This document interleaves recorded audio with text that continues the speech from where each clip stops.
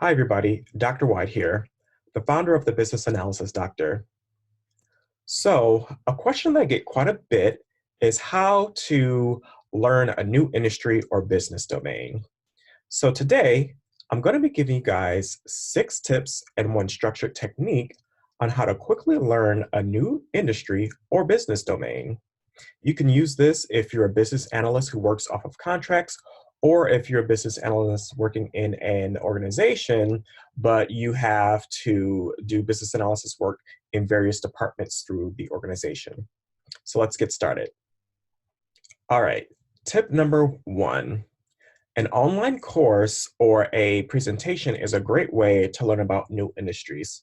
Resources such as YouTube or LinkedIn Learning have a large variety of fundamental videos that can get you introduced to a new industry. So, for instance, if I were trying to learn about the mortgage industry, all you have to do is go into LinkedIn Learning or YouTube and type in maybe something like Mortgage 101 or Mortgage Fundamentals, and you would get a list of options or courses that you can look through. So, some of the things you want to be able to learn in doing these courses is basically what the industry is, who the main customers are, some of the key competitors, and some of the key terms. Tip number 2, the company website. Reviewing your organization's About Us page or your prospective company's About Us page is a great way to learn information about the industry that's further into the context of the organization you're looking to serve. So, for instance, if I'm sticking to my example of the mortgage industry, I'm going to try to figure out if the organization that I am serving is a mortgage broker or maybe a mortgage lender, right? And then I'll take it a step further to see if the mortgage lender is a wholesale lender or a retail lender, right? So this is just letting me know the place that the organization holds within a particular industry. So some of the things you want to get out of looking at your company's About Us page is to learn more about the target customers, what your organization's goals are within that industry, and basically the place that they the position that they hold within that particular industry. Are they the number one lender, or are they number five, or a top lender, or things of that nature? Tip number 3. Now you're going to want to figure out who are the industry leaders within a particular industry or the industry of interest. This is easy. Here you can just do a simple Google search. So again, if I'm using the mortgage industry, I would simply go to Google and look up top lenders in the mortgage industry. And so what you're really going to want to figure out is who the top competitors are or who the leaders are in that particular industry. You're going to want to know whether or not your organization is a leader within that particular industry. And then you're going to want to see how your organization measures up against the leaders in the industry. Are you the top lender, or are you number 5 or number 4, right? So here you're looking at positioning. And in the future, when you're doing your business analysis initiatives, this would be a great way for you to understand some of the organizations that you need to use for benchmarking or market analysis as well. Tip number 4. All right, so your next tip is identifying industry regulators. Identifying industry regulators is a good way for a business analyst to learn about the industry, because here it'll give you exposure to who the governing bodies are that create rules that will impact the organization in which you're serving. So if I were to be interested in the governing bodies for the mortgage industry, I could just do a simple Google search or internet search for governing bodies for whatever industry. So if I'm doing a search for the mortgage industry, I would probably do a search for something like governing bodies within the mortgage industry. And that would likely give me some results regarding Fannie Mae or Freddie Mac or FHA or Ginnie Mae. These are some of the larger governing bodies within that industry. And so again, as BAs, this will help us to get exposure to some of the external stakeholders or regulators that will be a source of business rules in future projects, as well as a source of compliance risk and things of the sort. So this is basically a good way for you to get a heads up or a head start on future initiatives. Tip number 5. This tip is basically identifying or finding an industry glossary or acronym list. By now, we all know that every industry has its own jargon or special language, and as BAs, we have to become familiar with that. So a glossary is a great way to learn this new terminology quickly, and it'll also give you new information to be able to better comprehend the information you're learning at project meetings and interviews with stakeholders. That way you're not constantly having to ask questions in regards to what the meaning of this word or acronym is. If you use a glossary or acronym list, you can give yourself a head start and come off as more competent during these meetings or interactions with the stakeholders.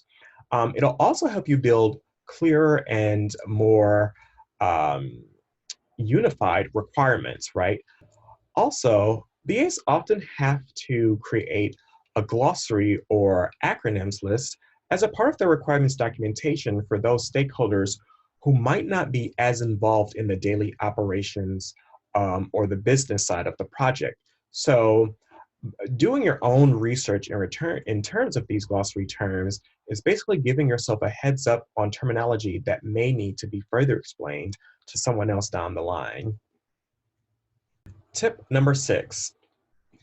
Tip number 6 is to find an industry-related organization or association. This is a great way to learn new information from individuals who are a little more experienced about the industry and have a lot of passion about it. Sometimes when you're doing research on a new industry, it can be very difficult to know where to start. So by joining an association, you're around people who have exposure to this industry and they know current trends or recent trends or a lot of the key issues that are more so hot topics in that industry. And these are things that you can get exposure to and learn more about further in depth on your own time. But it's a great way to get some guidance on where to start with your research on that industry. And in addition, you can always do further research by, joining a mailing list or a newsletter for the association that you find, or you can start attending various association events. That way, you can start networking more with people in that industry and start having more in-depth conversations, right? And this will give you more context for future projects. To be able to better identify potential issues or concerns or stakeholders in your upcoming projects. All right, so those are your 6 tips, but I had also mentioned that I would provide you guys with a structured technique to learning a new industry. And that technique is the PESTLE analysis. The PESTLE analysis is a tool that's used by organizations to understand the external environment or the industry factors that will likely impact change to the organization. And while it's generally a strategic planning tool for the organization, the research involved is a great way to learn about the organization if you're novice to it. So I recommend using it as a way to learn about the industry. So the 6 factors that create the acronym PESTLE include political, economic, sociocultural, technological, legal, and environmental. So the 6 tips that I provided earlier can all be used as inputs into your PESTLE analysis. Now let's look at each factor individually. Political factors related to organizations or an industry are generally a result of government changes that are going to impact that industry. So from a business analysis perspective, this might come in the form of the various government bodies that regulate an industry, which then pass down different policies or rules that manifest into different business rules that the organization creates that we as business analysts want to make sure that our business rules and requirements are conforming to. Economic factors are those that impact the purchasers or customers' ability and willingness to spend money on the services and products that are offered by an organization or within an industry. So, as a business analyst, we're going to want to understand economic factors because this will be a good resource for us when we're doing things like a financial analysis or we're looking at the financial viability of a particular solution or solution option. Sociocultural factors include both social and cultural factors of the buyers within a particular industry. This might include something like demographics or the behavior patterns of a targeted group within an industry. So, as business analysts, we're going to want to know what these patterns are because these might be the patterns of a particular end user or external stakeholder for a future project. Now we're on to our technological factors. And this is basically the technology that enables an organization or organizations within an industry to be able to provide products and services more efficiently. From a business analysis perspective, technology is usually involved when we need to solve a problem or add a new capability that will allow us to take advantage of new opportunities. In addition, technology often is considered when determining value proposition, as well as when we're trying to create or enhance the organization's competitive position within that particular industry. So again, technology is a critical factor in your PESTEL analysis, as well as when you're learning about a new industry. Now let's talk about legal issues.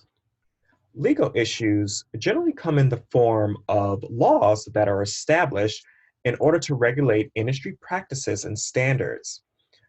Legal issues generally go hand in hand with the political factors to form the policies and procedures that are passed down to form the business rules that we have to account for during requirement development. In addition, business analysts may deal with legal issues when we're working with different regulators or compliance officers when we're assessing the compliance of various requirements. And finally, environmental factors. These factors include the practices within an industry or organization that have some type of impact on the overall environment. So for instance, different packaging, organizations from a distribution company, or maybe for an automotive company, there might be some concerns about fumes or emissions coming from the plants, right? So as a business analyst, our ability to communicate our organization's concern for the environmental health is a great way to increase the organization's reputation as well as create a competitive advantage. Well, there you have it. Those are your 6 tips and one structured technique to quickly learn a new industry or business domain. So, if you found this information helpful, be sure to like the video and subscribe to this page for future content regarding business analysis. Also, be sure to visit our website at thebadoc.com. That's THEBADOC.com. All right, that's all for now. Until next time.